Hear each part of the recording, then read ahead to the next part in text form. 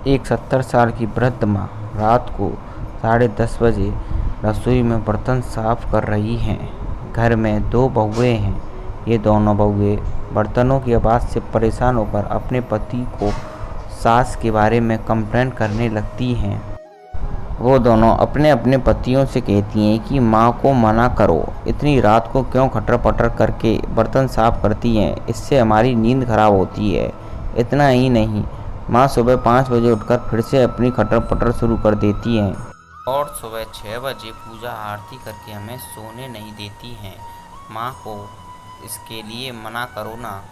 अपनी पत्नी की बात सुनकर बड़ा बेटा खड़ा होता है और रसोई की तरफ जाने लगता है। बीच रास्ते में उसे छोटे भाई के कमरे से वो ही बात सुनाई देती है जो उसके कमरे में हो रही थी। वो बात सुनकर छोटा भाई का कमरा खटखटाता है। छोटा भाई बाहर आता है। अब दोनों भाई मिलकर रसोई में जाते हैं। वो दोनों भी माँ को बर्तन साफ करने में मदद करने लगते हैं। माँ के बहुत मना करने के बावजूद भी दोनों नहीं मानते और बर्तन साफ कर देते हैं।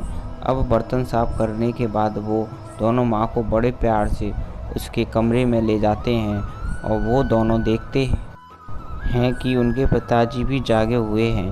दोनों भाई माँ को बिस्तर पर बैठा देते हैं और माँ से कहते हैं कि माँ, कल सुबह हमें भी तुम्हारे साथ जल्दी उठा देना, हमें भी तुम्हारे साथ पूजा करनी है। माँ ने कहा, ठीक है बच्चा। अगली सुबह से दोनों बेटे जल्दी उठने लगे। अब रात को 9 बजे ही बर्तन मांजने लगे। अपने पति को हर रोज़ माँ के साथ 9 बजे बर्तन मांजते हुए देखकर वो पत्नियाँ बोली, माता जी करती तो हैं, तो फिर आप दोनों को क्यों बर्तन साफ करने की ज़रूरत है।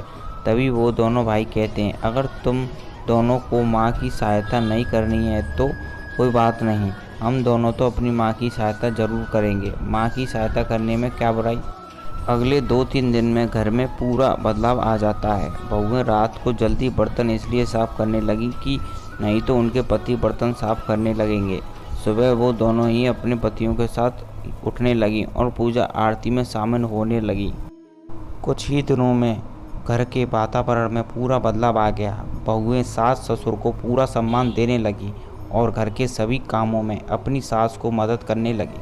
माता पिता का सम्मान तब कम नहीं होता जब बहुएं उनका सम्मान नहीं करती। माता पिता का सम्मान तब कम होता है जब बेटे उन्हें सम्मान नहीं देते।